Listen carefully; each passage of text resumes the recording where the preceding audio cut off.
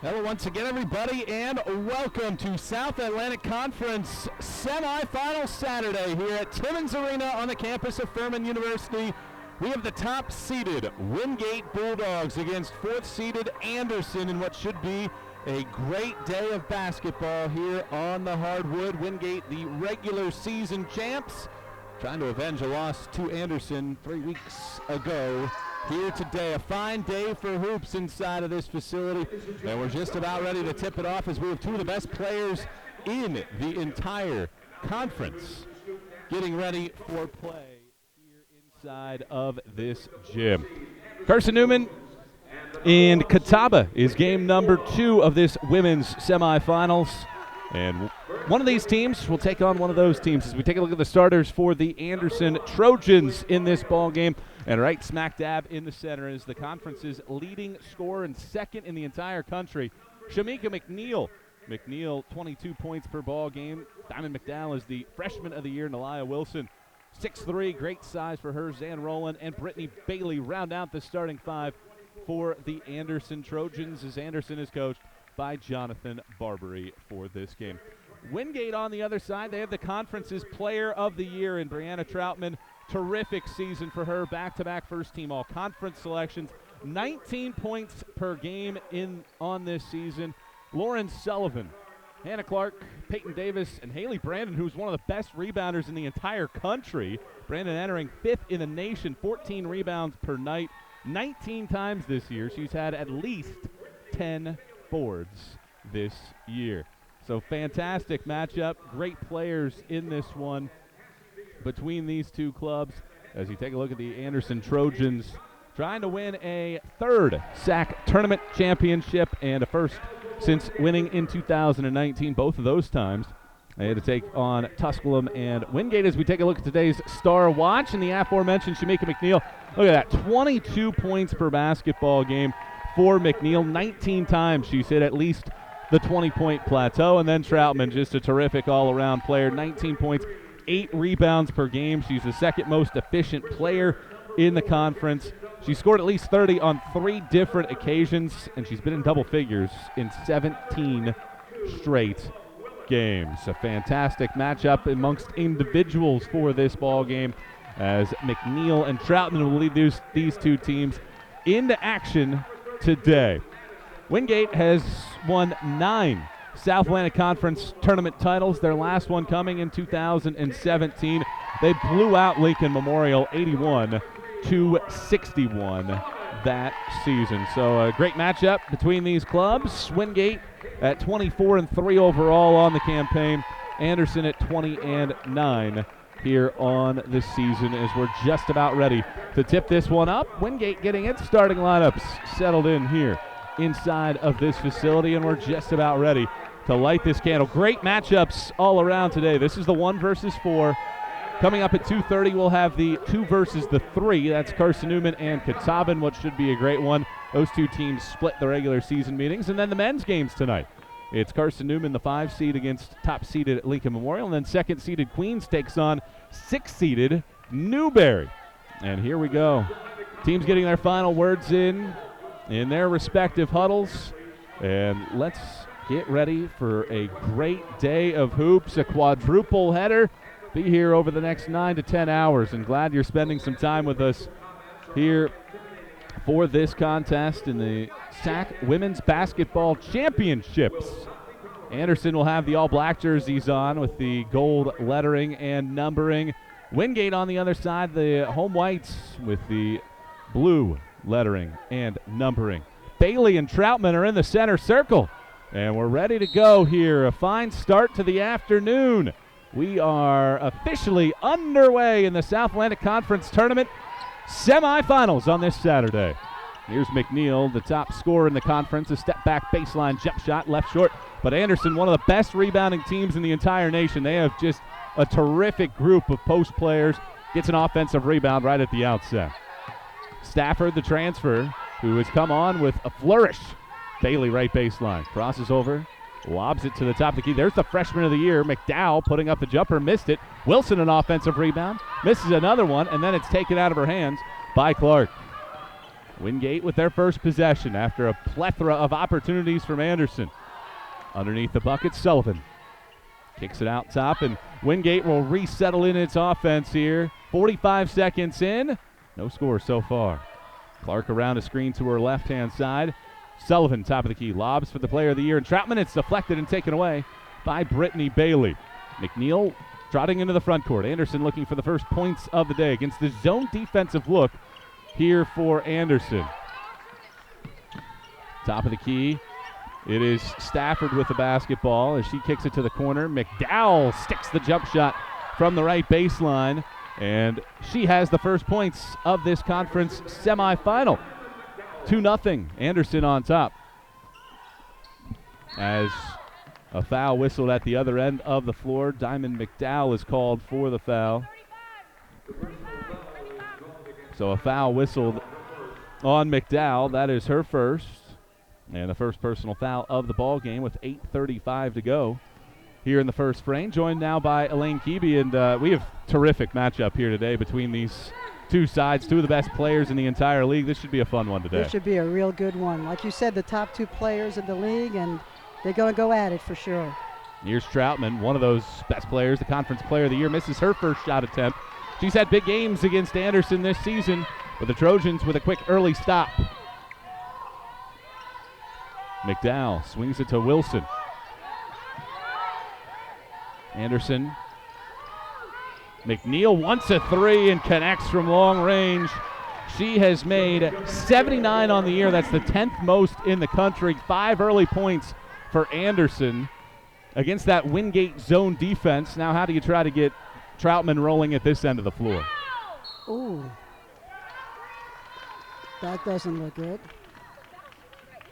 Looked like Troutman might have taken a knee to a leg, and Wingate wanted a foul somewhere. Instead, it's a turnover. She okay? Looks like her left leg got caught with Stafford, and she's going to have to trot off the floor and take a break here early, and Eileen Hurley will have to come out there. And Wingate, naturally, upset that there wasn't even a foul called there. Instead, it's a turnover. Anderson scored the game's only 5 points.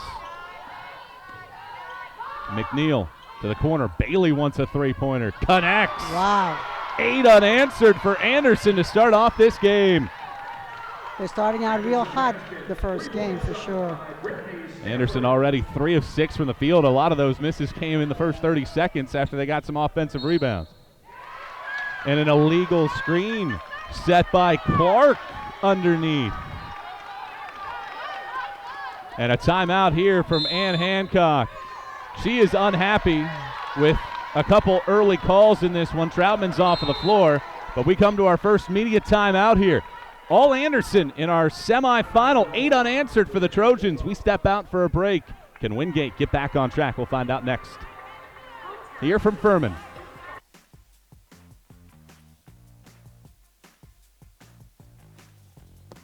You've got to see this place. You gotta see this place.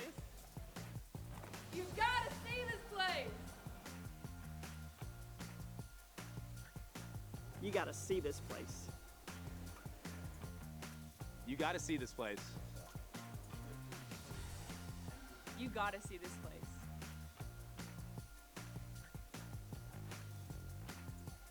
You gotta see this place. You've gotta see this place. You got to see this place. You gotta see this place.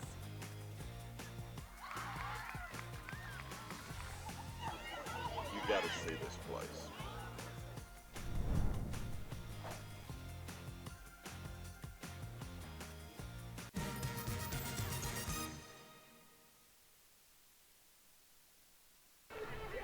We're back inside at Timmons Arena here on the campus of Furman University, and a great start for Anderson. They've made 3 of their first 6 shots and have the game's only 8 points, but 3 turnovers for Wingate right at the outset. They've only taken 1 shot.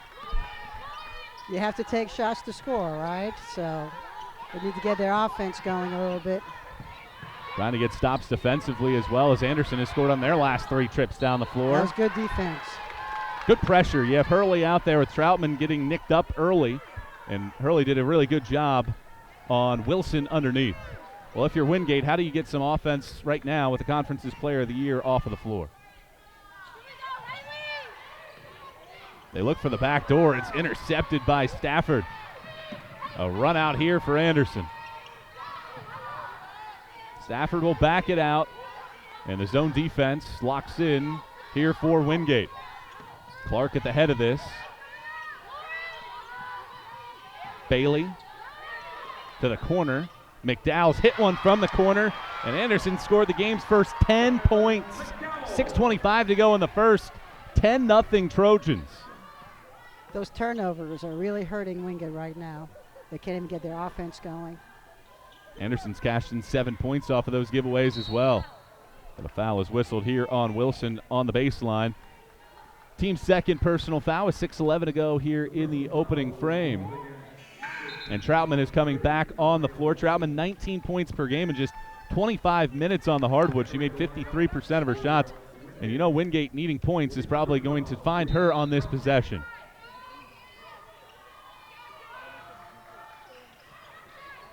Nearly had it taken away. Instead, Clark pulls the trigger. Too strong. McNeil with the rebound. And she sprints into the front court against Troutman, and Troutman sends it into the seats. Good right-hand block. That's a nice block right there.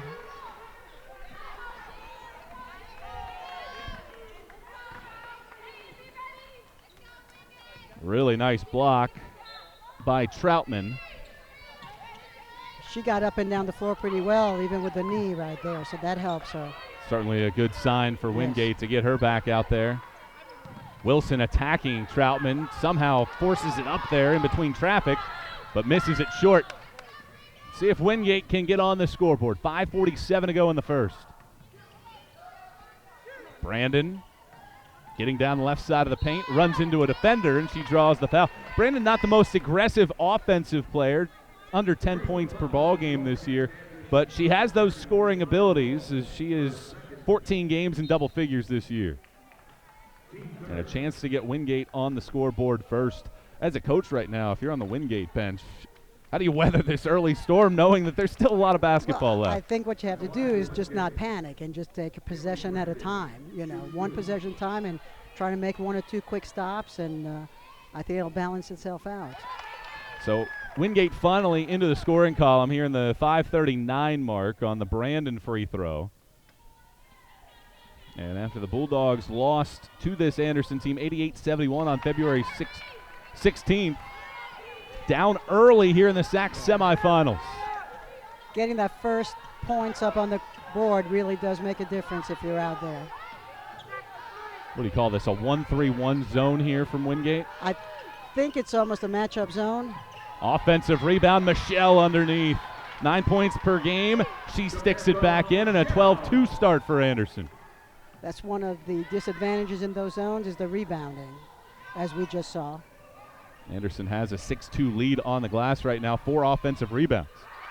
Troutman is answered by Michelle, who has 51 blocks now on the season, one of the top shot blockers in the conference. Only Sydney Pierce of Carson-Newman has more than Michelle's swats this season. So a 12-2 start for Anderson. Trojans looking to get into the title game. And an illegal screen set again by Wingate. And again, it is Clark as she has picked up her second personal foul.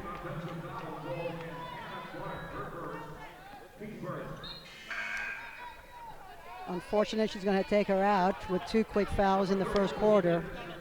It's going to have to protect her.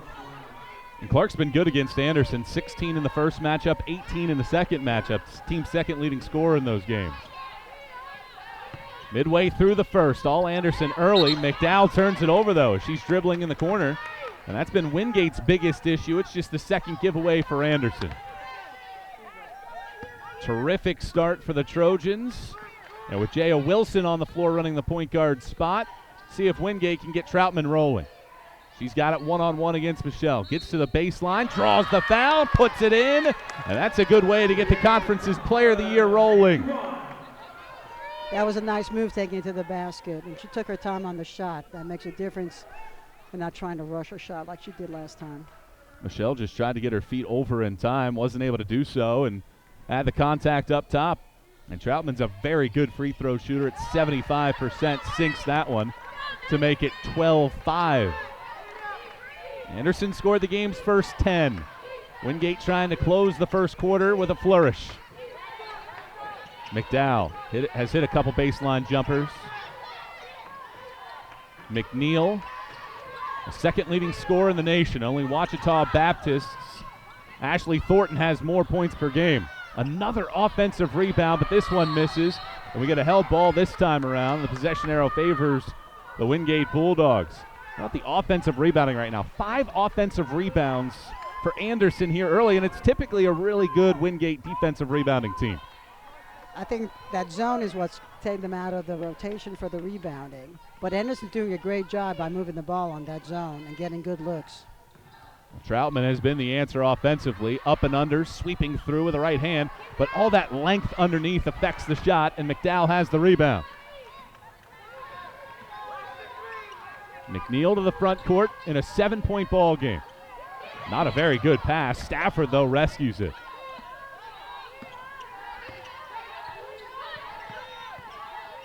The Incarnate Word transfer, who's had a couple 26-point outbursts, finds Michelle underneath, and she misses a shot on the right block. At the other end for 3, Lowry sticks it. A 33% long-distance shooter has Wingate within 4 as they're on an 8-2 scoring run. Michelle from the right elbow. Cans the jump shot. She's automatic from that spot. She is automatic. Can't leave her wide open with that look. A graduate out of Apex, North Carolina. 6-point game. Ends a 6-0 sequence there for Wingate. Brandon is open from the left wing. Wide right. And Michelle, that length, is able to snatch it over Lowry's head. Anderson has led the duration. Wingate didn't score until the 5:39 mark of the first. McNeil, who has 3 points, averages 22. Top of the key has it. Pulls the trigger on a deep 3. Leaves it short, and Stafford, another offensive rebound and a recycle. Despite all the offensive rebounds, just 2 second chance points, though, for Anderson. McNeil sprinting to the baseline. Heaves one up off of the glass as she got it over Troutman to put it in. Back to an 8-point game. Lowry in the left wing. Wilson to set up the offense here for Wingate. Top-seeded Bulldogs looking to take down this Anderson club in the conference semifinals. Troutman open underneath. Turns around. Tough shot falling away. Brandon an offensive rebound. Brandon gets into the paint. Has a shot rejected by Taylor Hare. One of the most experienced players in the league sends one back. All that good defense. Wingate has started 2 of 11 from the field. And that's not like them, you know. They're much a better shooting team than that. 20th in the country, 45%. Yeah. McNeil puts the shot up, doesn't put it in, but a foul is whistled here against Sullivan. You've got to give Anderson credit, though. Their defense is making it difficult for them to find the good shots. I think Anderson's one of the toughest teams to play against from an offensive perspective because you look on the floor, it's 6'1", 6'2", 6'3", and the only player that's not, at times, is so fast in McNeil or Stafford. Exactly. And she still gets rebounds. McNeil is at the line. She shoots it at 81%. And what a great get this has been by Jonathan Barbary, the Virginia Union grad transfer. Has been unbelievably good this season. Second shot is in. She now has 7 points in the game, and the margin is back to a game-high 10 at 18-8. Wingate having to use some substitutes, trying to bridge the gap in the final 87 seconds. And these are these chess pieces you do in conference tournament action. Not trying to think about tomorrow, but you're also trying to ensure that you do get rest for your players here in a game like this. You know the old saying, though, win in advance, otherwise you go home. So you got to leave it all on the floor.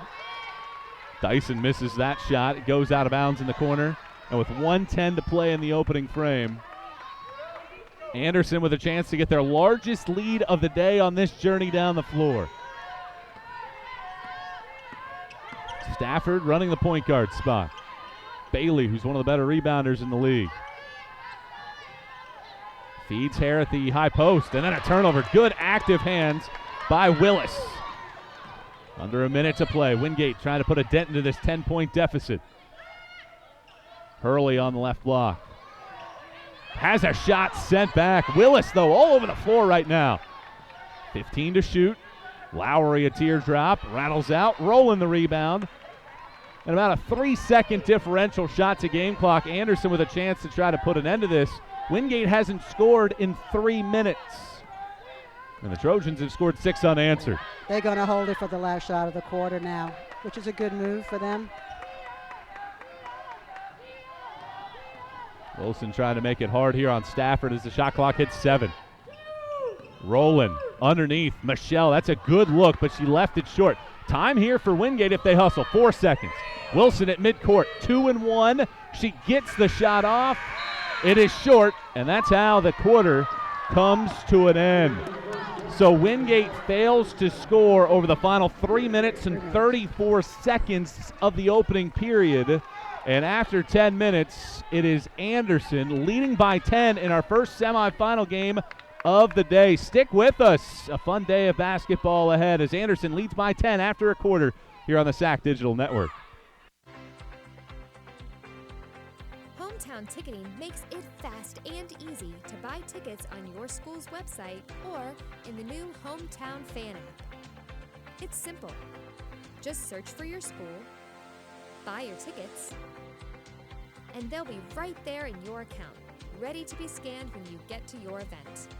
Download the Hometown Fan app today.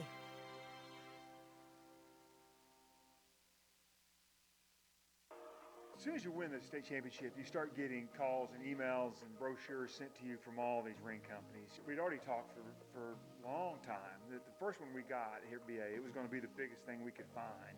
Right? It was going to be the biggest ring we could get. You know, we wanted to make this a celebration for the community, right? For our administration, for our school, right? And then to honor the kids. It's a big deal anytime you win a state championship in any sport.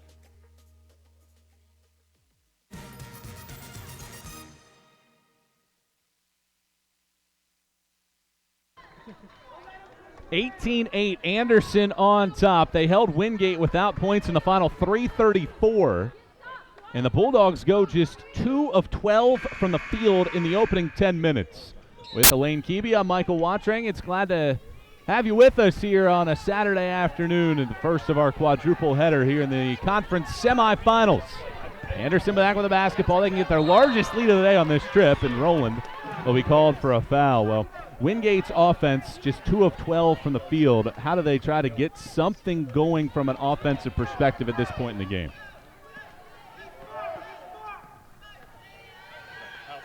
Wilson dribbling left, and they call an armbar foul on Stafford. It'll be her first personal foul, and Wingate will get the ball here on this sideline. Well, Ann Hancock sending a message early, pretty much reserves on the floor right now for this top-seeded Wingate group that enters today ranked 23rd in the nation. Sometimes you have to shake things up to get them going. Let's see if this group does so. Willis has been good as she gets to the right block, and McDowell is there for a rejection. Anderson as a team is 13th in the country in total shot blocks, and they're racking them up here. I think they're going to reach that today.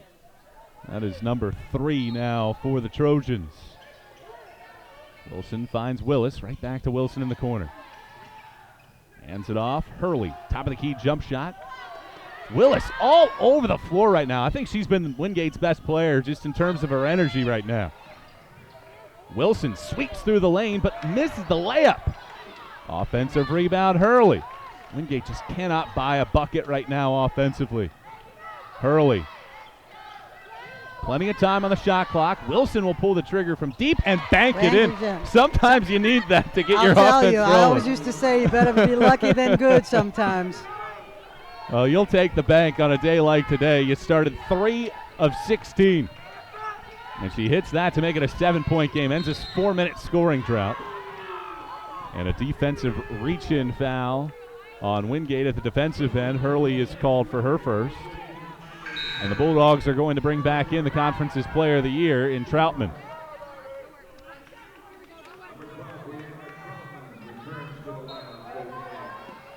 Stafford inbound on the baseline.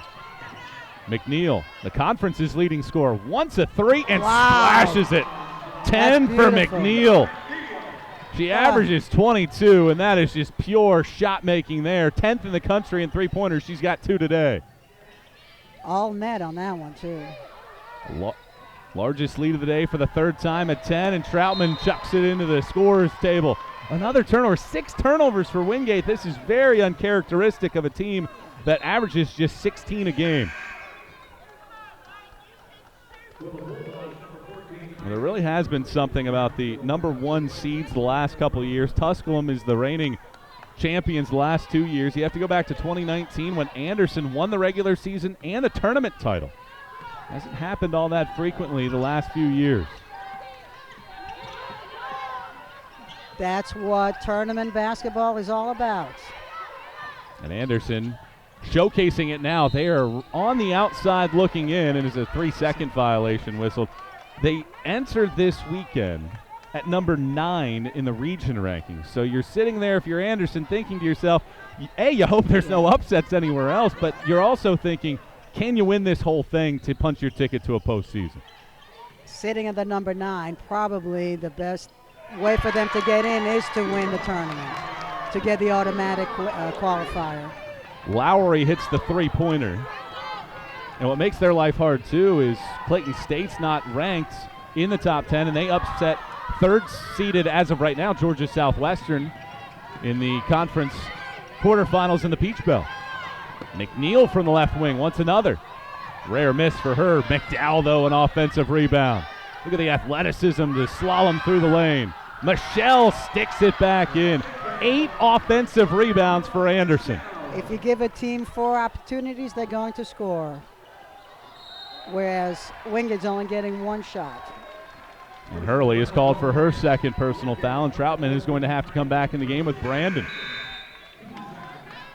Well, you talked about tournament basketball. Sometimes all you need to do is have one good day and have your opponent have one bad day. And right now, through the first 13 minutes of this game, that's what we're seeing. Anderson having a very good day and Wingate having one of its worst shooting performances of the year. The only good news for Wingate is another 20 minutes after this.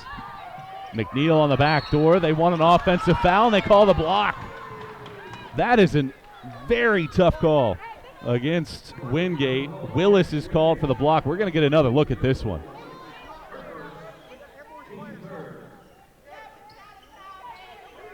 What do you think? Actually, it's a good call. She was sliding in while she was still moving. No question. Yeah, it didn't look like she was set yet. Yeah. Maybe a fraction of a second too late to react, and good work by the officials. It's easy to make the call when it's in slow-mo. They have to do it live. Yeah, we have the benefit of sitting here and taking our time. They do not, so that's a very good call right there. And McNeil is at the free throw line, having another fantastic performance, a game-high 10 points. She's made both of her foul shots. And the Trojans looking for a 3rd conference tournament title is here in the semifinals, leading by 10 points, and they can get their largest lead of the day if they convert this foul shot. Second one here for McNeil. Puts it in. The silky smooth left-hander has 12, and the lead is a game-high 11 for Anderson, the 4 seed on top. Willis at the top of the key. Lowry to Brandon. Looking for Troutman underneath. She's open on the block. Spins around. Michelle with a shot block. Troutman gets it back and forces it right back in. Wingate wanted a foul, but good stick-to-itiveness there by Troutman, who has 5. Well, the key question isn't whether necessarily Wingate can get stops, it's whether they can get the rebound after said stop, as they've given up 8 offensive rebounds. And I guess if you don't allow them to shoot and you force the turnover, it doesn't matter. Wilson, a foul is whistled. No shot. It'll be on the floor. They call it on Sometimes Stafford. you don't want the foul call if you're going to the basket. Or you want the whistle to maybe be a little bit late so you can get into your act of shooting. Wait a second, please.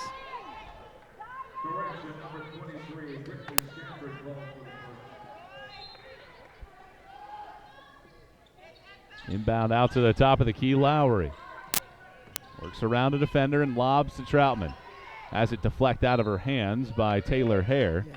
That's one of the advantages, too, that Anderson has. They have multiple players to throw at Troutman, and that's so important against a really good player to have a bunch of different looks. So she's got to make the adjustment with every different defender that she has on her, so that takes her out of her game. Well, they're looking for Troutman to get either on the post or a mid-post area. They're going to work the screen and roll here at the top of the key. Willis slides through two defenders. Take. Missed the teardrop, though. That was a nice take there from Willis, but she missed an easy shot. Stafford to the front court for Anderson, leading by 9. Defense collapses on Hare, and then we get a foul, and it is on Wingate. And obviously the Bulldogs do not like that call as Willis has picked up her second. A loose ball there, and they call the personal foul on Willis, who's been electric off of the bench. That's 4 on Wingate, so the next one they'll be shooting free throws with a lot of time left. Anderson certainly aggressive, and this matchup zone look that Wingate has employed from the opening tap has extended out to the top here with Wilson. Stafford puts up a 3. She missed it, but a foul is whistled on Wilson. And not only do you commit the 5th foul, you make a mistake by fouling a 3-point shooter. That is the cardinal sin. And she's a very good free throw shooter on top of that, so it's like a gift. Yeah. It's a gift. Stafford, 90%. Yeah. But how often do you see a 90% foul shooter go to the line for 3 and only make 2 out of 3? I'm betting she's going to make all 3 today. Right. They're so hot right now. All right. Well, See? she hasn't hit the rim yet. There so you go. You're probably going to be right here. She's going to make this one. 11-point lead. Anderson scored the game's first 10 points of the day, and they have led the duration, and she's perfect there again. You go. I think she could have sat there for another 20 minutes and still not hit the rim. So she's a pure shooter. I wouldn't bet against her, that's for sure. a 12-point lead. Anderson on top. Lowry wants the 3. It's too strong, and Wingate settling for long-distance shots. I think they're just shooting too quickly. They're not shifting the defense at all. They're settling for one shot, and they're not getting on the boards. Hare to the baseline. McDowell, good feed, but just too strong to Bailey. She had her wide open for a layup. She did. A bounce pass would have been a better option there. Well, we have to remember that Wingate nearly lost at home to 8th-seeded Tusculum. Snuck out of there with a 57-53 win. Wilson gets open to the left block, draws the foul on Bailey and sticks it in, and one there. If you look at the past week and a half, Anderson's been playing their best, and Wingate's kind of been struggling a little bit. So I think it's showing here today for sure. Well, Anderson is in control, but Wingate is trying to put a dent into this deficit. 10-point now. Step out for a break. Can the Bulldogs put a dent into this before halftime? We find out next on the Eagles here on the SAC Digital Network. I am an NCAA student athlete. And I pledge to be a champion of unity on my team, on my campus, and in my community. I pledge to embrace differences and strive for inclusion and collaboration. I pledge to stand against racism, hate, and discrimination. I pledge to strive for love, care, and forgiveness. I pledge to stand against silence, deceit, and obscurity. I pledge to strive for dialogue, truth, and understanding. I pledge to stand against fear and doubt. I pledge to strive for trust and belief in one another. I pledge to stand against complacency and stagnancy. I pledge to strive for change and growth. I commit to supporting my fellow student athletes in all circumstances that impact them. I commit to both choosing unity personally and encouraging it for all. I pledge these things because we are stronger together. United as one.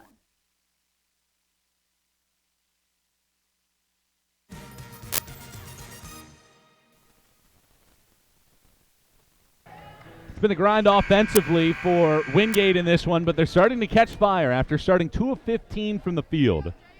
The Bulldogs have made 4 of their last 8, and thanks to an and-one opportunity here from Wilson, they can make it a single-digit game again. And she does so. 80% foul shooter, connects at the line, and it makes it a 9-point game at 28-19. Anderson ball here with 4:45 to go in the first half.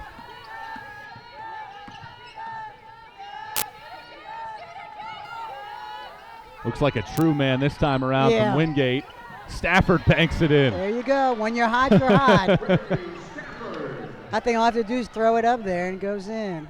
Well, Wingate banked in a 3 earlier, and they call a foul against Anderson at the defensive end. Michelle, a little too aggressive, has picked up her second personal foul. Just the team's 4th, so no foul shots yet. 30-19, Anderson on top, looking to punch a ticket into the championship game. Sullivan a catch and shoot, and she uses the glass. That's something that's lost in today's game, and that was nice. That's a tough shot right there from the short corner. Full court press now from Wingate. McNeil pulling up. Great look for her, and she's going to make the majority of those. 16. They got 32-21. Anderson ahead, 3:59 to go in the first half. Sullivan to Brandon in the corner. Bounces it underneath. Troutman gets blocked. Michelle, very good defense again. They're playing behind her. I think they know their move. I think she needs to kick it back out and rotate it out. She'd have a better look. Troutman has started 2 of 8 from the field, and she makes 53% of her shots. Troutman going to work, splitting a double team. That's so good from Troutman. That's her signature move right there. That's what makes her so hard to defend. McNeil all the way to the block, leaves the shot short. Good defense by Troutman, then getting the rebound. And then a foul is whistled on McNeil, who picks up her first, and that's foul shots coming for Troutman.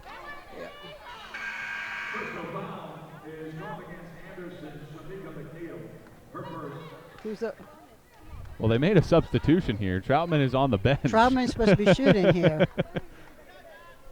She's shooting. And so Hurley will have to come back out of the game, and Troutman will have to go back out there to take these foul shots. Troutman 3 of 9 from the floor, but she's made her only free throw attempt so far. 9-point game. Wingate looking to get back into this one here before halftime. Troutman makes the first. Conference's 3rd leading scorer. We'll get another crack at it.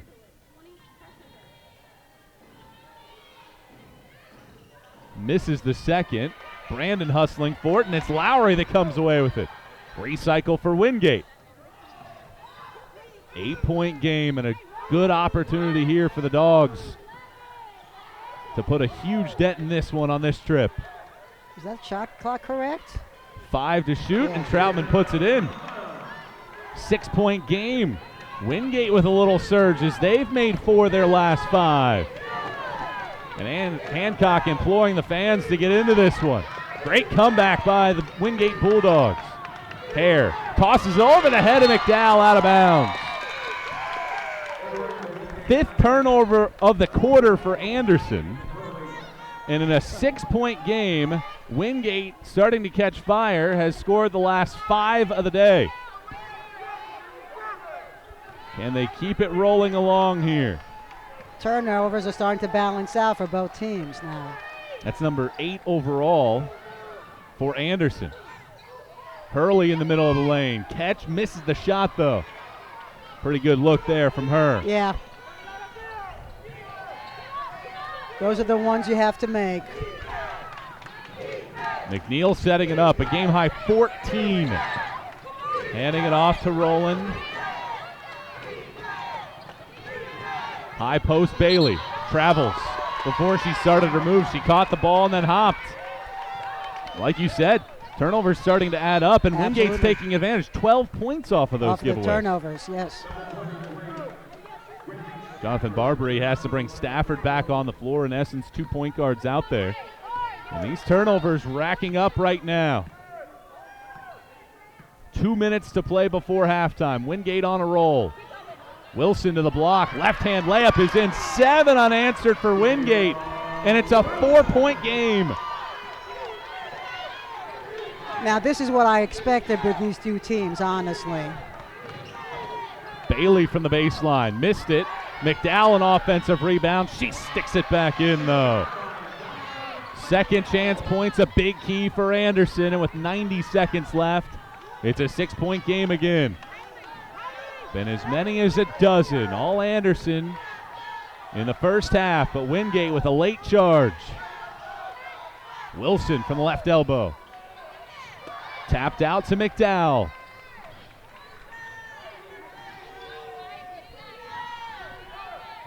McNeil on the left wing. 1 minute to play in the first half. McNeil has a couple screen options, and a foul is whistled. And what do you think about that one? That's a no call in my mind. Absolute no call. They've been banging the whole game, and no advantage gained. That should be a no call. And it's particularly a difficult call because you're in the bonus. Rather than having an inbound and maybe you just reset, you're in the bonus and you're in essence potentially giving them 2 points. Exactly, yeah. Especially this free throw shooter. She's made all 4 of her attempts, 81% on the year. On a foul like that, there's no advantage gain. It should be a no call. And she makes the first foul shot. 7-point game. Wingate has had the upper hand in the second quarter after they trailed by 10 after the first. Second shot from McNeil is in. Makes it an 8-point game again. Well, if you're Wingate right now, you're thinking, can you go 2 for 1? Can you get a stop at the defensive end and maybe make this a 4-point game before the break? I wouldn't rush the shot because then you don't want to give them too much time for them to score. Brandon got to the left block. That was a pretty good look and a shot she normally makes, but missed it. They've missed quite a few easy layups there. Again, you have to give credit for Anderson because I think they're looking for the defensive block. Probably a 7.5-second differential shot to game clock. McDowell to the lane. Tosses it out to the corner. Hare, a good 3-point shooter, missed it. And they're calling a foul on Wingate.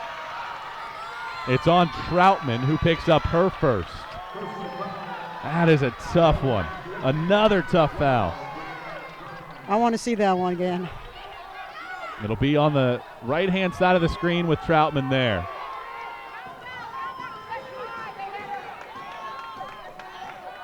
Unless she hooked it and I didn't see it. It looked like she had her arm there for a hook, but I don't think she made the contact. Well, Wingate fans obviously letting the officials know. McDowell did miss the first foul shot. She does make the second. 9-point game, 15.5 seconds to go in the first half. They went from a 4-point to a 9-point game. Again, give Anderson credit. They're doing what they need to be doing. 7 seconds to go. Sullivan to the lane, a right-hand teardrop, falls short, and that is how the half comes to an end, and as McDowell chucks it full length of the floor. One of these days, that shot's going to go in. Well, as a broadcaster, you got to be on top of that because you don't want to be surprised and have no idea what happened. So after the opening 20 minutes of play, it is a 9-point game at the break at 37-28. So Adam Cavalier is standing by right now, and he's with Ann Hancock for her halftime comments. All right, thank you very much, Michael. Ann fell behind early. Make a run. What was the key to get this thing a little bit closer after trailing by 12 to start the game? I think maybe got a little of the nerves out of the way. You know, a lot of our kids haven't been here before, so it's new and it's exciting. So hopefully they got some of the nervousness out.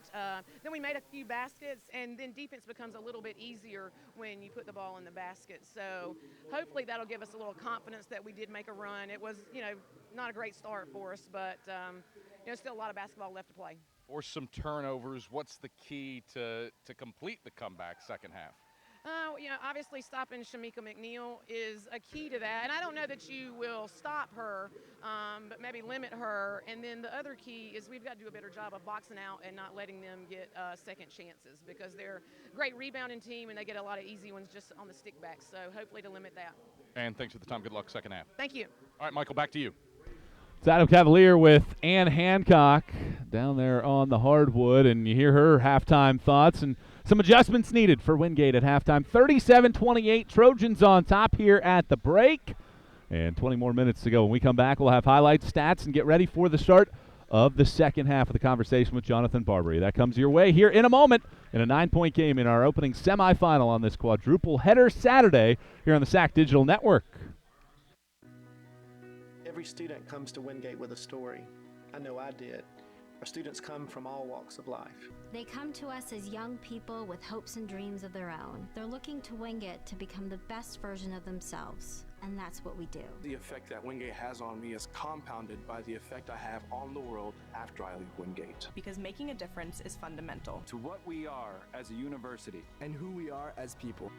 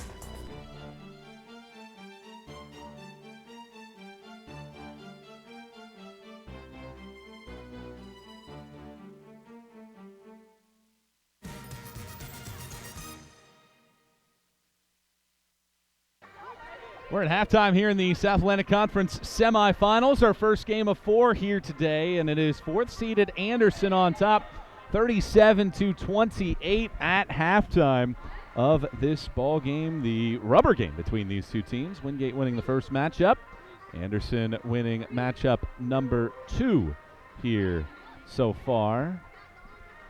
It is Anderson ahead as we roll the highlights from the opening 20 minutes of play here inside of this facility, and it was a fine start for Anderson in this ball game. The Trojans got off to a really good one, hitting a couple three-pointers. There's Brittany Bailey from the far left wing knocking in a three-point jump shot, and Anderson made 3 of them. 2 came in the first 3+ minutes of the day, but their offense was flowing early. They scored the game's first 10, and Diamond McDowell was doing the job from the baselines, connecting on that 15-foot jump shot First 10 points of the day went to Anderson as Shamika McNeil, the conference's leading scorer, missed a shot, but this was one of the keys of the first half. Offensive rebounds, 9 second chance points for Anderson in this first half. And finally, Wingate was able to get on the board at the 5:39 mark, but the defense continued to swarm for Anderson. They blocked 4 shots in that first half. McNeil running the length of the floor here. This is such a tough shot for McNeil because Troutman is right there to send it back into the bleachers. Shot blocks aplenty for both of these sides, two of the better shot blocking teams in the conference. But then Brianna Troutman started getting rolling as she took that one to the cup. 10 first half points for Troutman. Drew an and one there, but Wingate finally found a rhythm, at one point making 5 of 6 shots from the field. Madison Lowry, a good kickstart off of the bench, hitting that trifecta from long range on the left wing. And Wingate was able to pull it within 5 points, but a couple fouls late.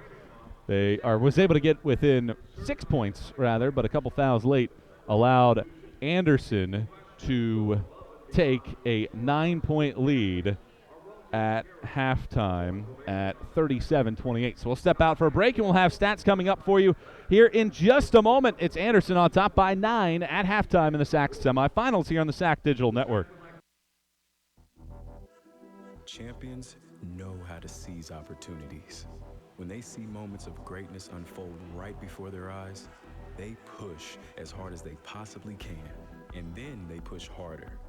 Because the heart of a champion never settles, never quits, and never stops giving its all. We are champions. We are Division II. We go big, we give it everything we've got, and we win. On the field, on our campuses, in our communities, for our causes, in our careers. We rise to become champions in everything we do. We are Division II, and there are no limits here. We make our time count. We set our own path.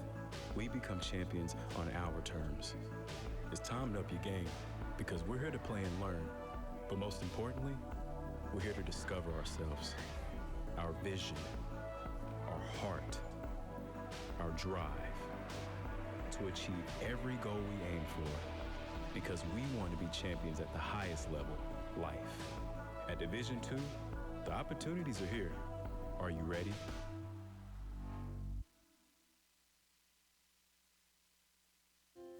In NCAA Division II, student athletes leave a lasting impression on their communities. That's because Division II student athletes want to make a difference and truly be part of their surrounding communities. Through community engagement, thousands of student athletes from various backgrounds interact with community members who view them as role models. This interaction leaves a positive and perhaps even life-changing impression on all those involved. In Division II, we rise to the opportunity and make community engagement ours. Dear college sports, there's light at the end of the tunnel. A return to normal, and all we love about sports. You've instilled resilience, focus, and selflessness in us. We've put those lessons to work. We've found strength and unity in each other. You continue to take us places we never imagined. You bring out the best in us. So when we look forward, we see the light at the end of the tunnel. We see a better world for all of us and for college sports.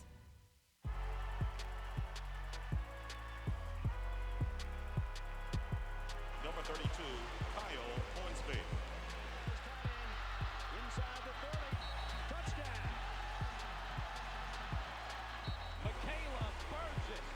An incredible finish by Hall. The NCAA and its member schools offer nearly 500,000 college athletes a path to go pro in something other than sports. Learn more at ncaa.org/opportunity.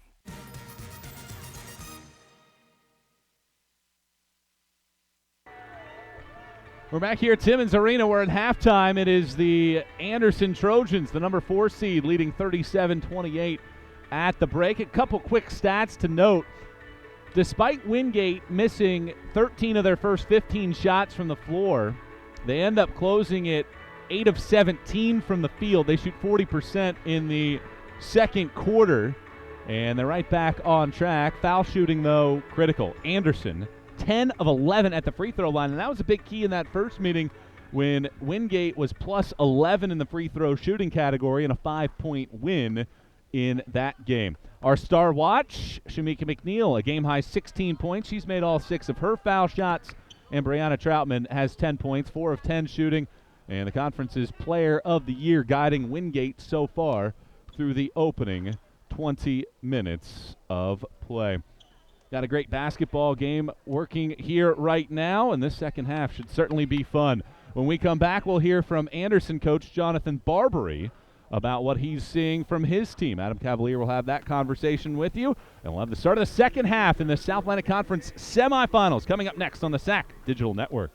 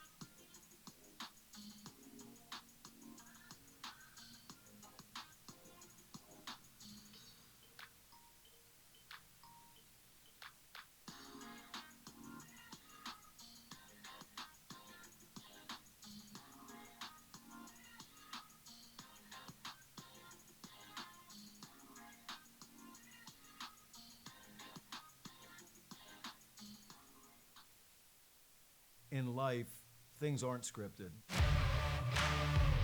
If you're an athlete, we need people like you and translate those skills to officiating.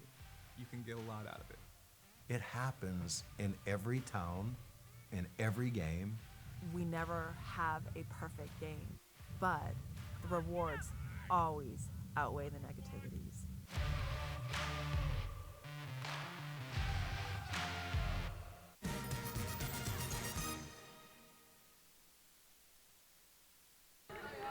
Welcome back to Timmons Arena, where fourth-seeded Anderson leads by 9 at the break. And to hear from the headman of the Anderson Trojans, Jonathan Barbary, we kick it over to Adam Cavalier, standing by with the team's leading head coach right now. All right, thank you very much, Michael. JB, quality first half of basketball, especially the start, up double digits early. How'd you build the lead? How do you replicate that second half? I hope we can figure out how to replicate it.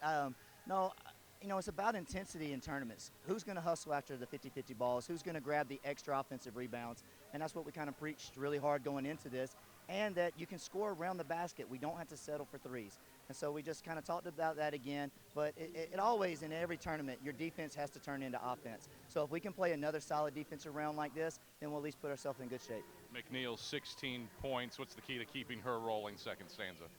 Keep her off the ground. That's where she gets clipped. She got busted in the jaw to start about the second quarter, but we got to watch her minutes so she stays fresh legs, and then we got to set better screens for her. Sometimes we're lazy on our screens because we think we should slip, but set a good screen first and she'll get you.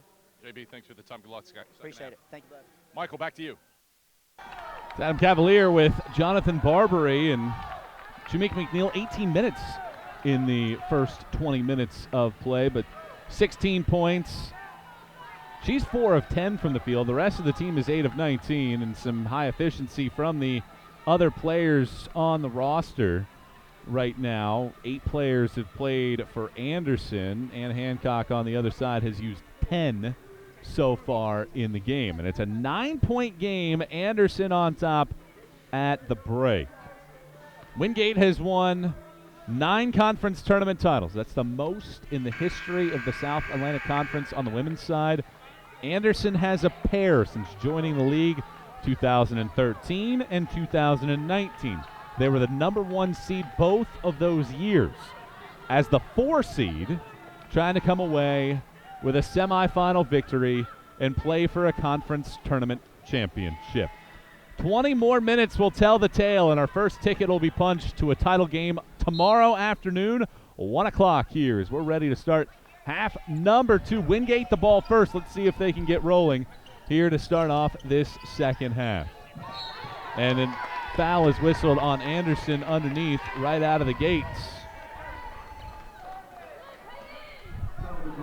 So a foul whistled right out of the gates here. And Wingate will get an inbound here on the baseline. Davis into the game for the first time. Spins around, kicks it to the corner. Dribbling is Sullivan. A right-hand shot, left it a little short. Davis collects the glass. Clark had 2 fouls, chucks it over the top of Troutman, and it's off of her left hand, out of bounds.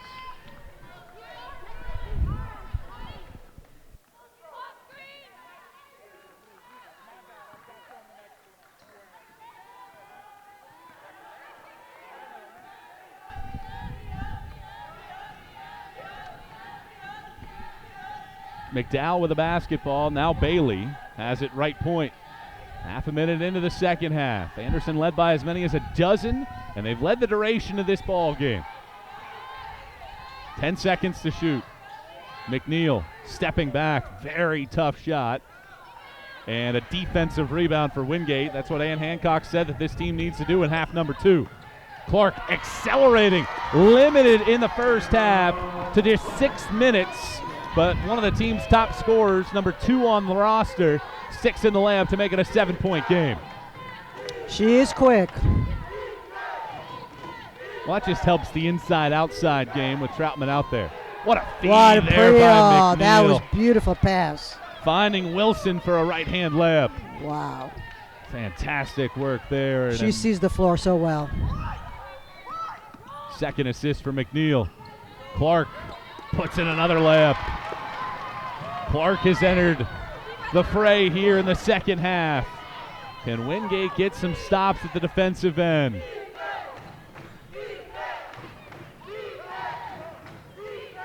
Stafford throws it too high, but Bailey collects. Plenty of time on the shot clock. Stafford, spin cycle, jumper. Davis the rebound after the miss.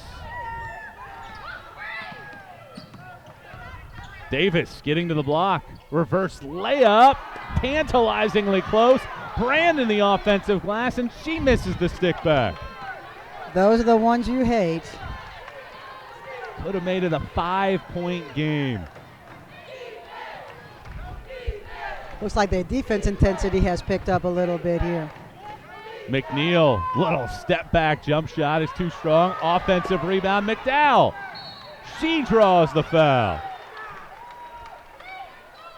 Troutman's second personal foul. Well, Ann Hancock has been all over the officials here today.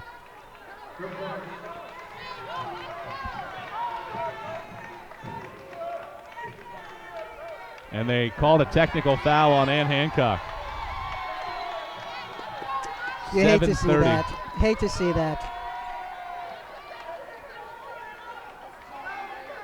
Well, some of that frustration about maybe how your team's playing, but certainly, at least from Wingate's perspective in this game, officiating probably not up to the par that they would like at this point. So they're going to shoot the McDowell free throws first, and then I'd imagine Stafford would take the technical foul shots. And a chance here for Anderson to get 4 points in one swing. They don't get possession, right? Usually on a technical, it's Correct. shots and possession. Right. McDowell misses the first foul shot.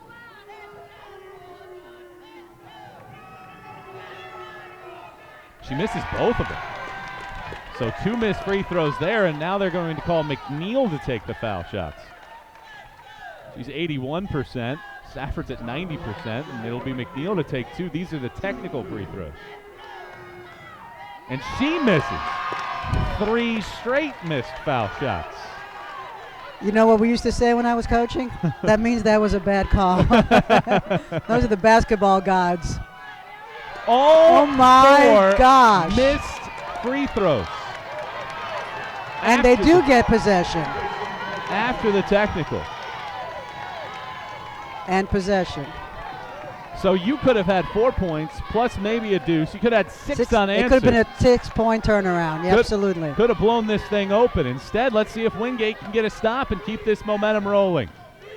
McNeil around a screen, loses the ball but gets it back. Stafford, 2 defenders fly at her, pulling up, right wing jump shot. 3 stops, so a chance where they could have scored 6 points, and they miss it. And Clark at the other end draws the foul. Wow. It's funny. I thought it was going to be a big turnaround for Anderson with those free throws, and now it seems it was a turnaround for Wingate if she mixed these two. Clark missed the foul shot. Maybe not. Maybe not. Well, sometimes a coach will get a technical foul maybe to rile up their team, and it has happened. And another missed free throw. Bailey has the rebound, but dribbles it out of bounds.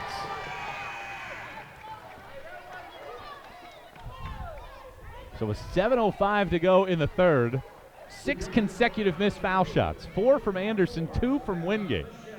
I mean, this could be... And a couple of turnovers thrown in there. Could be a 5-point game, could be a 13-point game. But instead, we're sitting here at 7. 7:05 to play, and an illegal screen.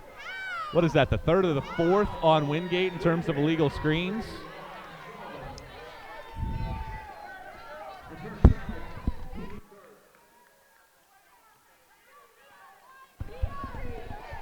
Seven minutes to go in the third. 39-32. Anderson led by 9 at the break. Stafford steps into a 3. Too strong. Offensive rebound, Michelle, and a stick back. 11 second chance points for the Trojans. She doesn't miss too many of those. Sullivan between the rings, dribbles left. Davis, catch and shoot, 3-pointer, pure. 8th made 3-pointer of the year for Davis. Makes it a 6-point game. Stafford to set it up. McDowell accelerates. Had Michelle open. Great catch on the left block, and she puts it in. She saved that. She saved another turnover right there. She's very athletic. That was an easy layup, and I thought for a second it was going over her head. Yeah, she saved him. Back to an 8-point game. Sullivan's such a good 3-point shooter. Hasn't gotten open. Pulls up from the elbow and sticks it. Pure left-handed stroke. 44% overall in the year from the field. Makes it a 6-point game again. I'm surprised she hasn't taken more shots because she is a pure shooter. Stafford setting up Anderson's offense. McNeil on the right wing. Conference's leading scorer with a tough high-rise jump shot, and it's too strong, and Brandon's there to grab down her 6th rebound. Clark accelerating. McNeil took it out of her hands, and it deflects off of the body of McNeil. Wingate maintains possession. Wingate 4 of 8 from 3-point range. They're one of the most efficient 3-point shooting teams in the nation, number 2 behind Union. Troutman on the block, draws the foul on Michelle, and that's her 2nd. No, check that. That is her 3rd personal foul. Is that 3rd? Wow. So let's see if Troutman can convert at the line. I guess he's leaving her in, yeah.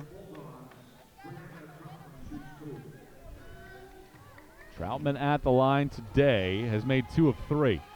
She misses it. The free throw jinx is still with us. Let's see if she can break the jinx right here. Well, let's see if it actually works. We might not have another made free throw the rest of the game. It does work. There we go. It opened the lid. So a 5-point game. This is the closest that Wingate has been since the very opening moments of this game.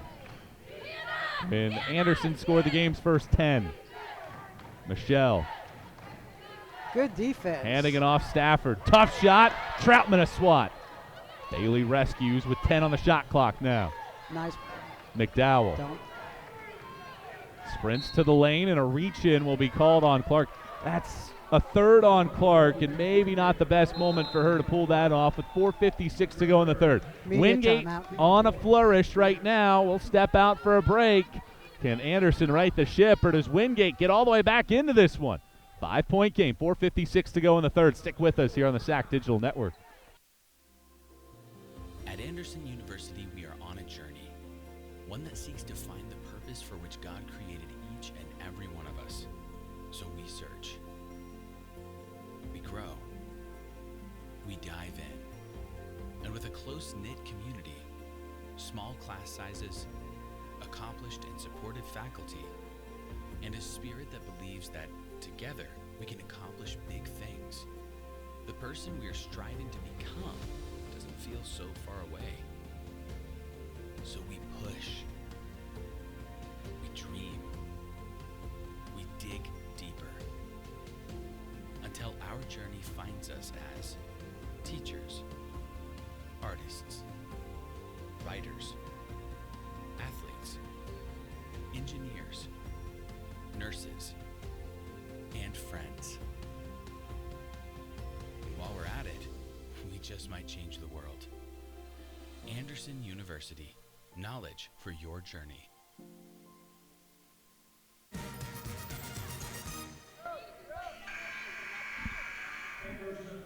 Anderson led by 9 at halftime. It's currently a 5-point game. The Trojans have the ball with a spot in the conference championship game on the line. McNeil catching off the inbound, misses the shot. Michelle an offensive rebound. Her own teammate bumped into her, and she misses the stick back. That's a tough break. They get 2 really good looks and a chance to make it a 1-possession game for Wingate. They go underneath here to Hurley. She juggles and kicks it back out. Clark stays on the floor with those 3 personal fouls. Hurley in the lane, spinning around. McDowell swats it through the hands of Bailey. 6 on the shot clock. And Wingate buying that extra few seconds for Troutman to get a break. You bring her in a critical possession here in the third.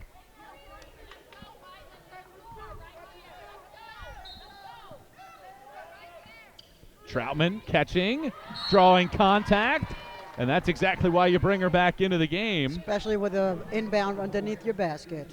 And if that's on Michelle, that is her 4th. And indeed it is.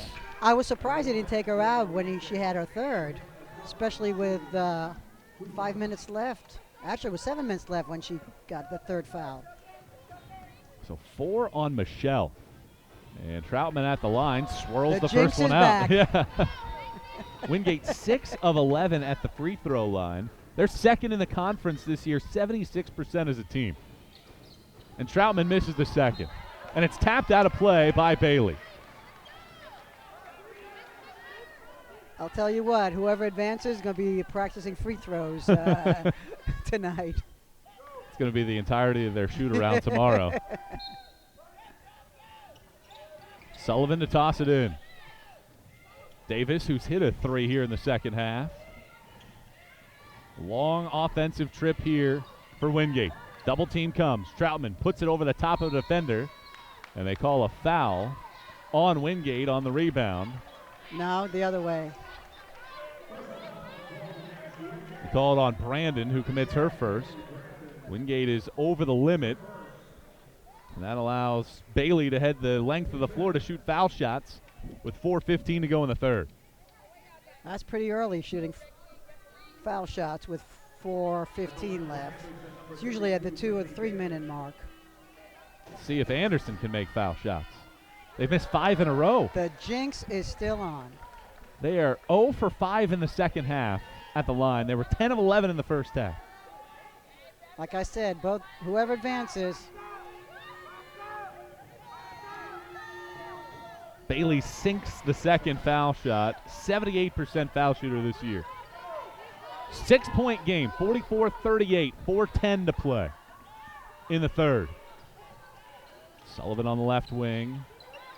Finds Davis. Always the eyes looking underneath for Troutman.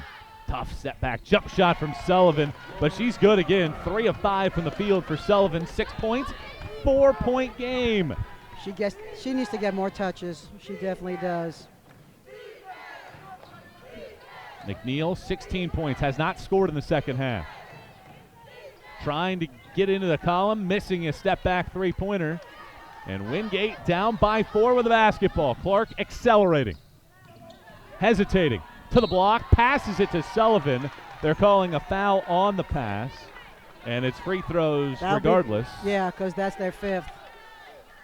Anderson has started 2 of 13 from the floor in this period, and they're 1 of 6 at the line. And in a 4-point game, Clark at the line. Hannah's 88%, 15th best free throw shooter in the nation. Let's hope you didn't do some this time. Yes. That is perfect. From the second team all-conference selection. Clark now with 5 to make it a 2-point game. Does so. Wingate on a surge now. They're within 2. 3:27 to go in the third. This is a 7-1 Wingate run. Hare trying to answer. Banks in a 3. Banks it. We go back to the lucky versus good. Hare hits the trifecta, 33%, and it's back to a 5-point game. Back and forth we go, blow for blow in this prize fight in the semifinals of the conference tournament. Troutman will turn, shoot it, and miss it. She's 4 for 12 in the game. That was a good look. She's had a couple of them on these last couple trips. Yeah. Stafford racing the length of the floor, hits it underneath the backboard. Rebound to Brandon. Clark has been pedal to the metal all half. Wilson finds Troutman. Don't force it. Hare called for the foul. Well, that's just good work right there by Troutman. Patient, waits to get a good shot, and draws the foul on Taylor Hare. I'm surprised both of the post players are playing behind each other instead of playing in front. You know? I wonder if that would make a change. Would you rather them front, half front? I would do 3/4 usually. Yeah. They're not even denying him the balls down low. Both of them on both ends. Just letting them catch and hoping that they can block the shot. Yeah. Exactly. So it's either a block or a foul. Troutman makes the pair. It's back to a 1-possession game. 47-44, 2:27 to go in the third. Carson-Newman and Catawba awaits. Both teams here in their warm-ups watching this one. One of these two will make it to the conference final tomorrow at 1 o'clock. Anderson has led the entire game. Scored the game's first 10 of the day. McNeil has not scored in the second half. She sprints to the block. Tough left-hand shot and misses another. 3-point game with 2:05 to play in the third. A chance to tie for Wingate. Clark to the lane.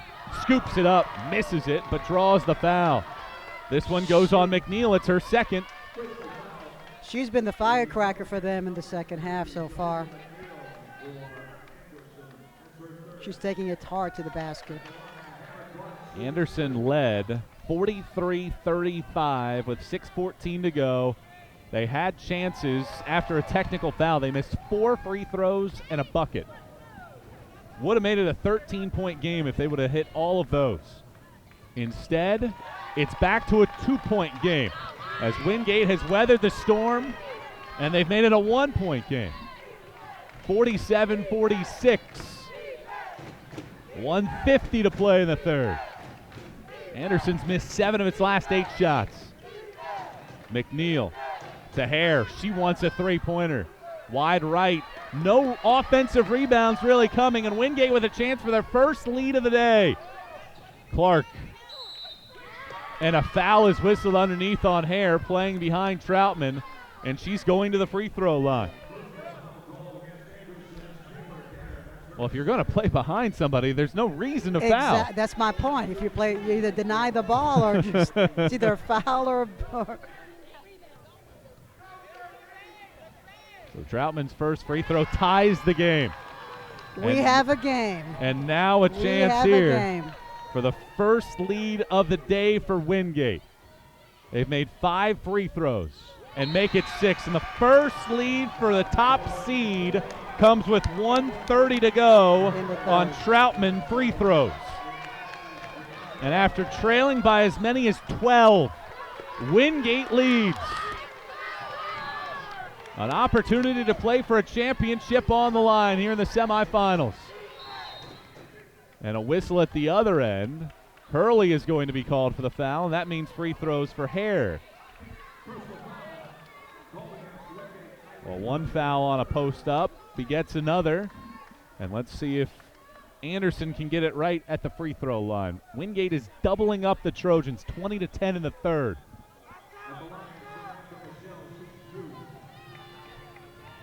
Hare's first foul shot, too strong. They've missed 6 of 7 at the line. The team as a whole shoots 71% on the year. Hare makes it. We're tied at 48. First time we've been tied today. Chess pieces moving across the board. Troutman back onto the floor, 15 points. One shy of the game high as McNeil takes the bench for Anderson. She's playing her offense and defense. She's putting her in the offense and taking her out on defense. Troutman on the right wing. Cross court to Willis. Gets to the lane. Shot swatted by McDowell. Tapped around. Troutman gets it back. Forces it in. Right place, right time for the league's player of the year. Wingate ahead by 2. Under a minute to play in the third.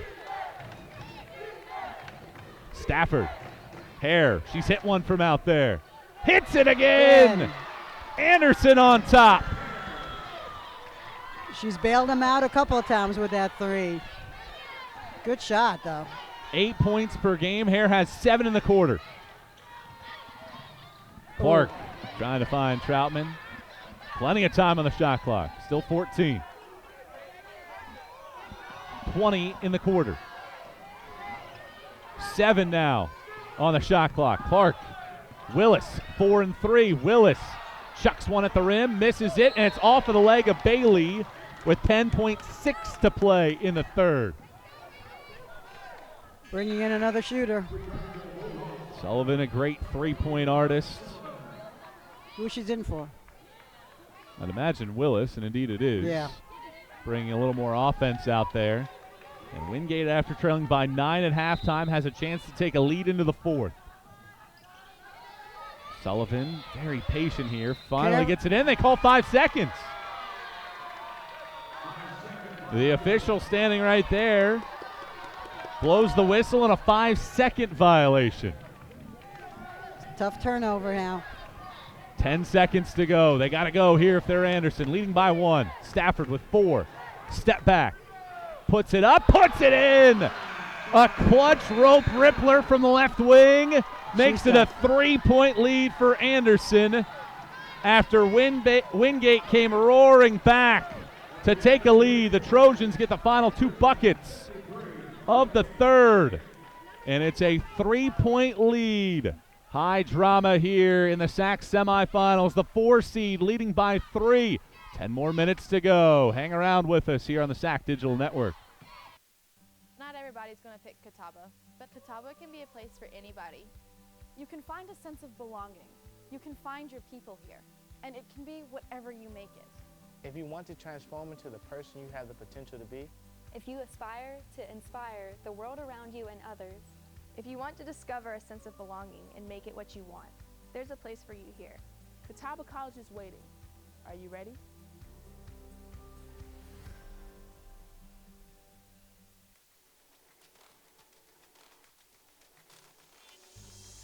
excellence, integrity, care, curiosity. These are the values that define who we are, a community of thinkers, competitors, and achievers passionately pursuing the path of a purpose-driven life. Because at Lenoir-Rhyne University, we are called to greatness. We are LR.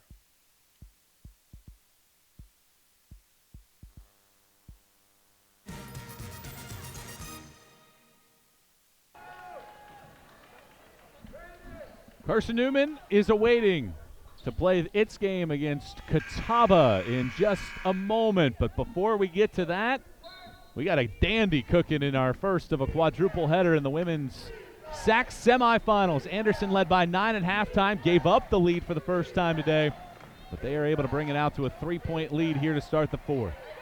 Bailey on the baseline for Anderson. Wilson is called for a travel. That is the 10th giveaway for Anderson on the day. They didn't turn it over in the third quarter at all, but they missed 6 of 8 foul shots. Those to me are turnovers. I will tell you, this is the game we all expected. So this last quarter should be a fantastic quarter. Two of the top teams in the league. Yep.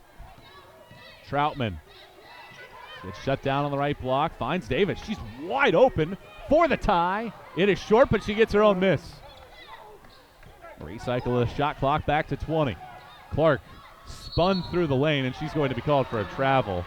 I was wondering if they were going to call that because she started her move around the free throw line and hopped almost all the way to the restricted area. She wasn't sure. Do I shoot it? Do I pass it? Do I shoot it? Do I pass it?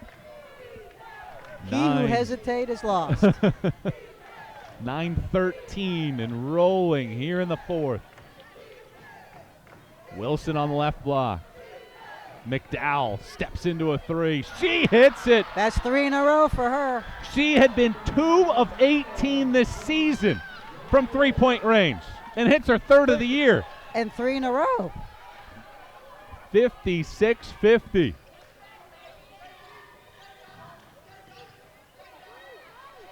Sullivan sprinting down the lane. Tough shot, leaving it short, swiping it through the lane. Good hustle. Clark stops. Troutman will take one dribble. She misses a shot too strong, and a rebound tap to Stafford. A good surge here for Anderson after Wingate had taken the lead. An 8-0 run for the Trojans.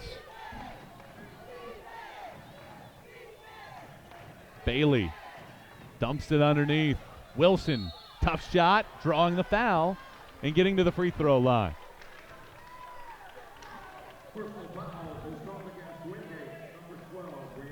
That's the third.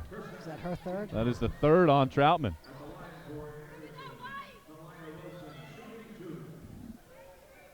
So Wilson at the line, and she's just a 40% foul shooter this year. And she shoots. It doesn't matter today. You're right on that.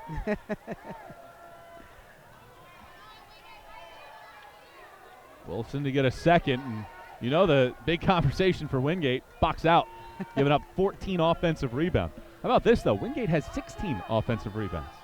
So after all this, Wingate has the edge there. Let's see, they're calling a lane violation, and they're calling it on Wilson. So she missed the foul shot, but either way, it does ruin the drama of potentially an offensive rebound.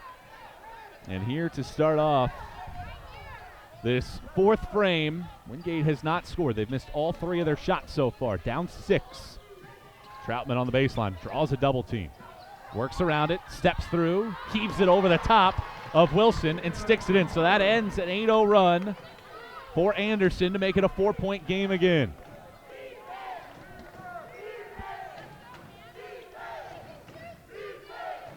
Bailey. McNeil has not scored in the second half. The conference's leading scorer, number 2 in the nation. Good move, somehow got to the lane. Left-hand shot. Razzle-dazzle from the second leading scorer in the country. That is big time. That's big time. First points of the second half.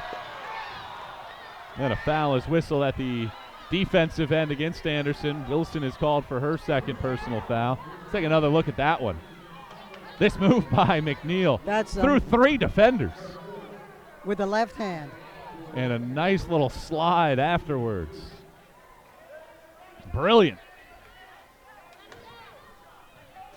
Troutman back to the free throw line. She's 7 of 11 there, 19 points, right at her season average. She sticks the first, has her 15th 20-point scoring effort of the year. She's working hard down there.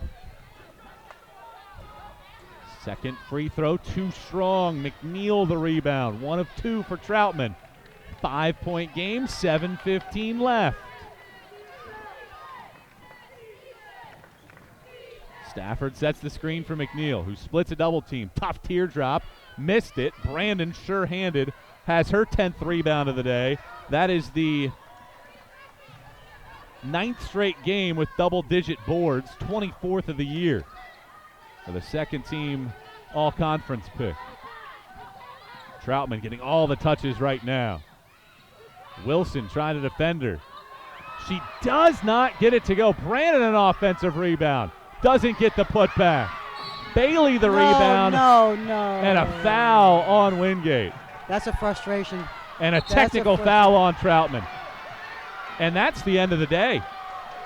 She's out? If the foul is on her, then the technical foul is on her. That's the end of her day.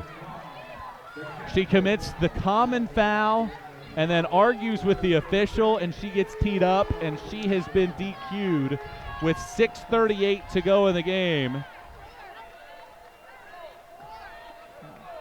Her 4th common foul, and then the technical foul.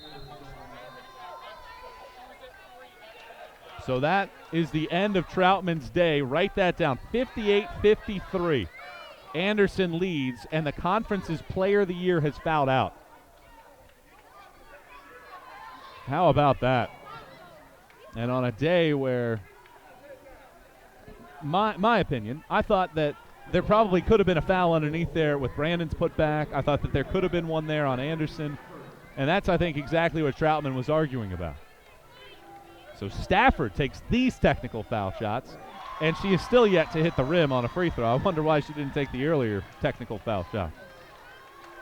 Second one here, putting it in calmly. As far as to the make it a technical 7-point is concerned, it depends on what she said. We don't know what she said to the official.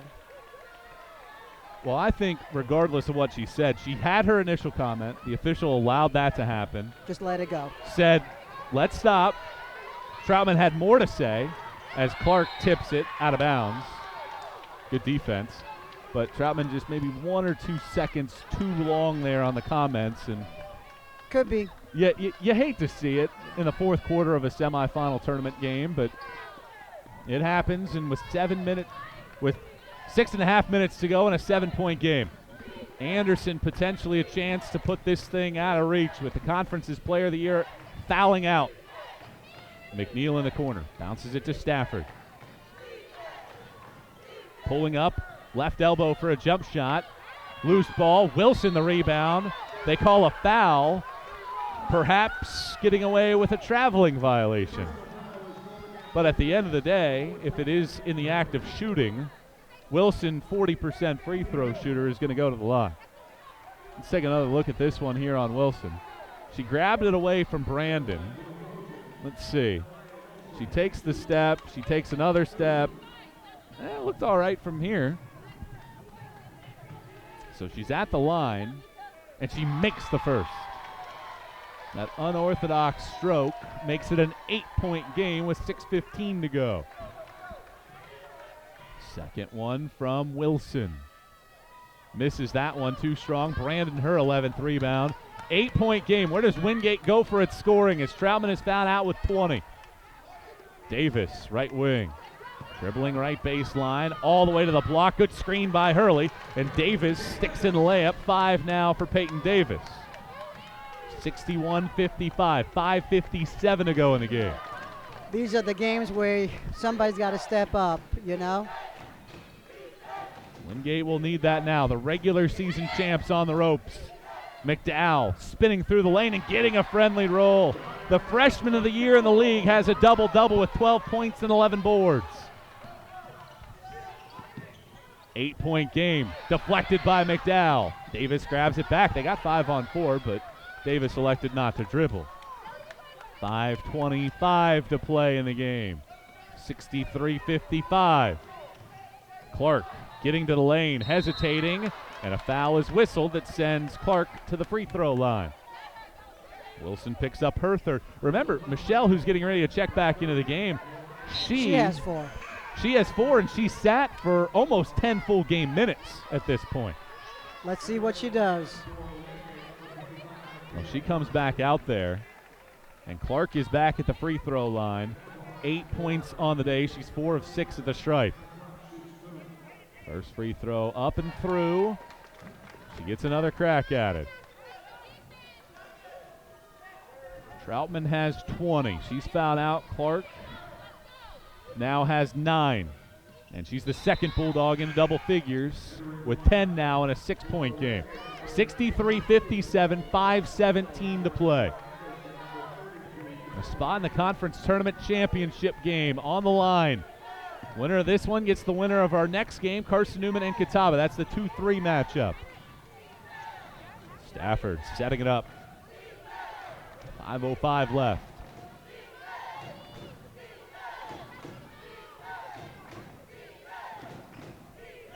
Ten to shoot.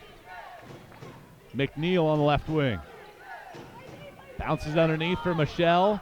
Forces it up, missed it, and a foul is whistled on Anderson with 4:49 to go to bring us to our first stoppage in play of the final frame. That's the 5th foul on Michelle, if they call that on her. She did. And it is, so she has fouled out. A critical development there. 4:49 to go.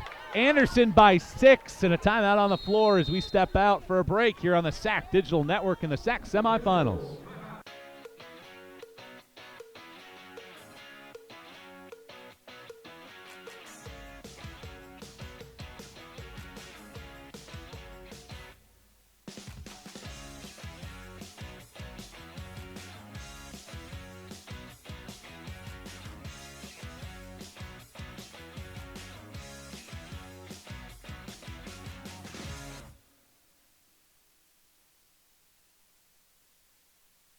Score and 7 years ago, our fathers brought forth. It was Mr. Hines who made me want to become a teacher. And then I said, that's one small step for man, one giant leap.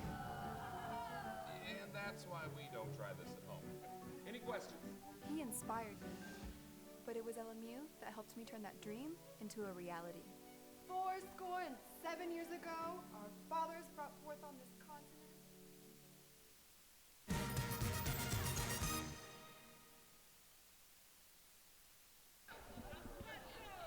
Top-seeded Wingate trails 4th-seeded Anderson 63-57 with 4:49 to play in the game.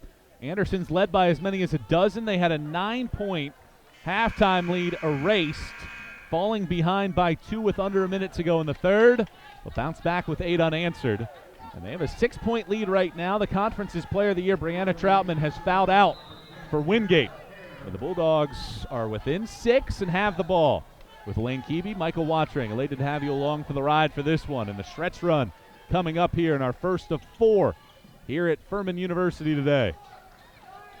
Brandon on the left wing, swings it to Davis.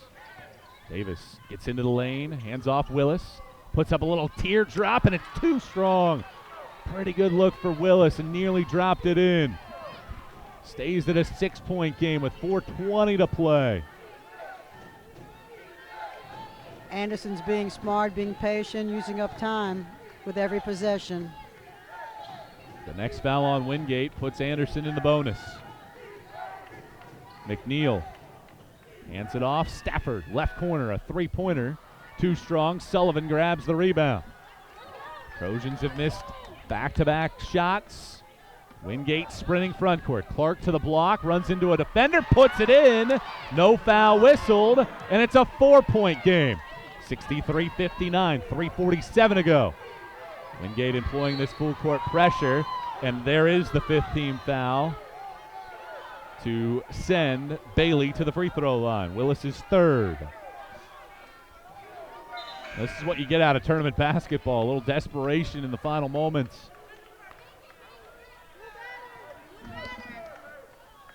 Anderson is 5 for 13 at the free throw line in the second half.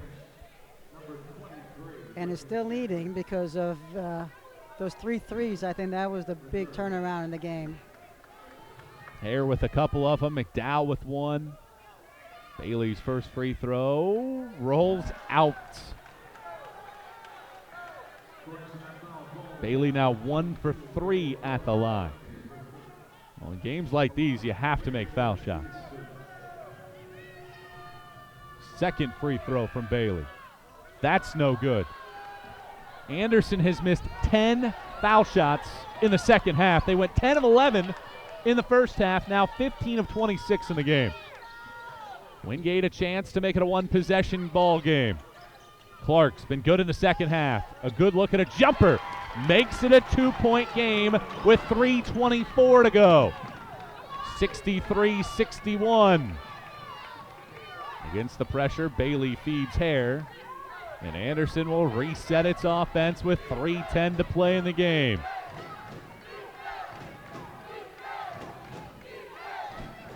Wingate on a 6-0 run. Hare wants a 3. That's way short. But right into the hands of McDowell with the left hand, misses the stick back. Still loose underneath. Comes right to Hare, who puts it in. 2:48 to play. Goes back with the luckiness. 16 second chance points for Anderson. Sullivan down the left side of the paint. Misses the layup. Rebound tap to Stafford. Run out opportunity, and Stafford loses the ball. Sullivan is fouled on a three-pointer. McNeil commits her third. And I think a technical has been called. Is it on Wingate? So let's get this sorted out.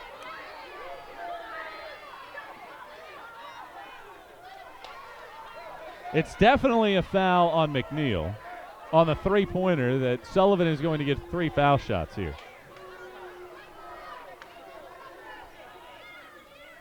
She definitely was called on the foul, taking the 3. So it's on 3 black. That's McNeil. 3-point free throws. They're going to shoot that. And then they call a technical foul on Sullivan. And I did not see what happened after the fact. So it's going to be Sullivan shooting first. I think it was the arguing again. Let's take a look here. Sullivan takes the 3.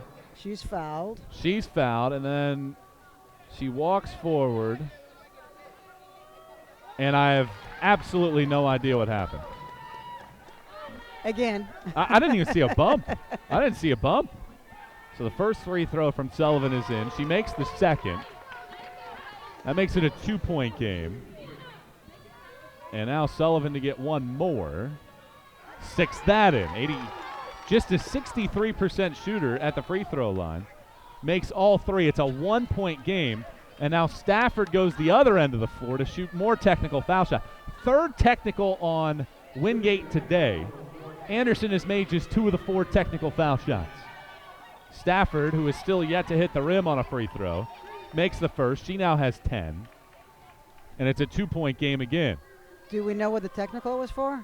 It's on Sullivan for something. I have no idea. We saw the replay. Yeah. Nothing happened, at least in our eyes. So a timeout from Anderson. It brings us to our final break in play. 67-64. Anderson with the lead. They have the ball. And a timeout on the floor. Stick with us. Who advances to the SAC championship game? We find out next together here on the SAC Digital Network.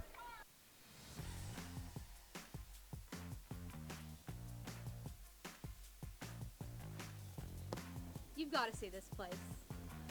You gotta see this place. You've gotta see this place. You gotta see this place.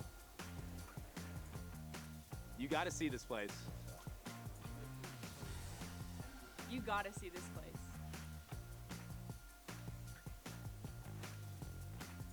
You gotta see this place.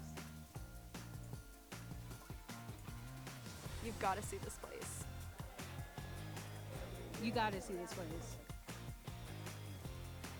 You gotta see this place.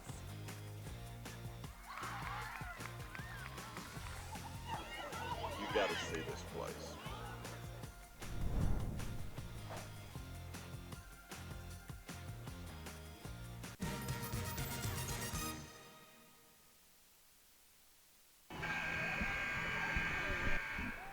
With 2:27 to go in the South Atlantic Conference semifinals, fourth-seeded Anderson clings to a 3-point lead on the regular season champion and top-seeded Wingate Bulldogs. To clean it up, it was a taunting technical on Sullivan, and that has allowed Anderson to get this 3-point lead after Stafford sticks a pair of technical foul shots. Anderson looking to advance to the title game. They've won 2 of them. Were last there in 2019. Hare on the left point. Throws it back out top for Bailey. Underneath, McDowell slides through a defender and puts it in with a left hand. That was a nice move. Lowry at the other end for 3. Too strong. Rebound poked out of bounds off of Anderson. Anderson has been to the final in 2 of the last 3 years. Last year was the only year they didn't make it. They lost to Tusculum in 2020. They beat Wingate by 2 in 2019. A 5-point game right now with 1:51 to go. Both teams are in the bonus. 3 timeouts each side as well. Sullivan throws it in and just does get it to Clark in time. That could have been another 5-second call. They had one earlier in the half. Clark down the right side of the paint. Throws it out. Brandon a catch-and-shoot jump shot. Too strong. McDowell the rebound. Critical possession coming up here with 95 seconds left. McNeil, the second leading scorer in the country, behind Aspen, Thornton, and Ouachita Baptist. Throws it away. Critical turnover. 13th of the game for Anderson, and from a turnover perspective, been pretty clean today. But I'll tell you, there's plenty of time left. They don't need a 3. They just need to get a score right here. 69-64. Where does Wingate go with the Conference Player of the Year fouling out with 6:38 to go after she committed a foul and then got called for a technical? One of the 3 on Wingate in the game. Clark spinning in the lane. Right-hand shot. She overshot it. McDowell has the board. It takes out of her hands. It's picked up by Hare, and a timeout is whistled here for Anderson, and they won't have the luxury of advancing it into the front court, so the inbound will come on the opposite side of the floor here with 1:07 to go in the game. Yeah. This is crucial at this point of the game. Michelle and Wilson have fouled out for Anderson. Rowland has played 5 minutes. Nobody else has played other than the 5 on the floor for Anderson.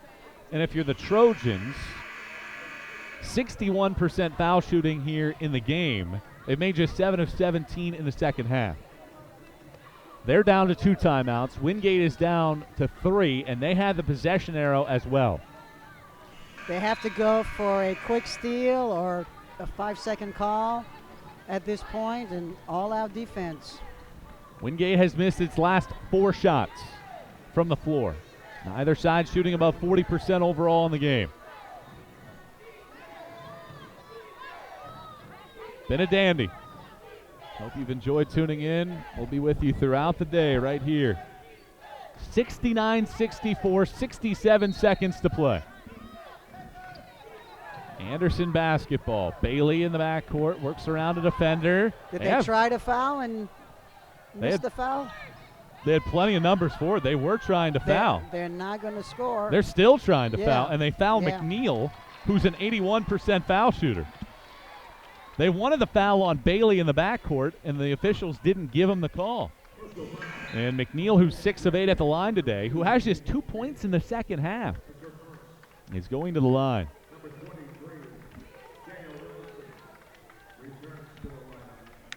So McNeil at the charity stripe. 4 unanswered points for the Trojans. And the conference's leading scorer makes the first foul shot. 1 more coming up here for Shamika McNeil. A chance for her 20th 20-point scoring effort of the year. She does sink it. It is a 6-0 run for Anderson to lead by 7. 71-64. Clark at the other end sticks in the shot, 47 seconds to play. And a timeout from Jonathan Barbary. He burns his penultimate timeout with 47.1 to go, and that will advance that ball into the front court. Absolutely. That's the right call. Well, certainly if you are Wingate, you don't want to foul McNeil. You don't want to foul Stafford. Those two are combined 15 of 17 at the line. They were trying to foul other players, but for some reason they kept missing them. Either that or the official didn't see it. I don't know. Hard to believe that. Diamond McDowell has 14 points, 15 rebounds. You're probably looking to foul McDowell, Hare, or Bailey if you're Wingate here with 47.1 seconds to play. Well, top seeds have had a little bit of a struggle in the conference championship these last couple years. Anderson losing in the title game in 2020. Carson-Newman becoming the first top seed to lose in the quarterfinals in conference tournament history last year. And will this be a third straight year where the top seed doesn't get a championship? Stafford catches the inbound. You have to foul her, unfortunately, if you're Wingate. She has made all 7 of her free throw attempts here on the day, and she has not hit the rim on any of those. 3/4 of a minute to play. 5-point game. 71-66. Stafford with 11. And she makes it 12 as she just rolls it in. 2 of 10 from the field, but she's made all 8 of her foul shots. Second free throw good. Just her third double-digit scoring effort in her last 15 ball games. 40 seconds to play. Into the front court, Wingate. Sullivan needs the 3. Left it short. Rebound goes out of bounds off of Brandon with 36.6 seconds to play. Anderson will not use the timeout here. They got the home run ball to McDowell, and they throw it out of bounds. And Jonathan Barbary is pointing at the bucket. That is one of those where that's where you think about quarterbacks. Just throw it to the middle of the field, and they can go run underneath it. And since nobody touched the basketball before it went out of bounds, it's a baseline inbound for Wingate. 7-point game, 36.6 to go. A quick score here. Sullivan gets open.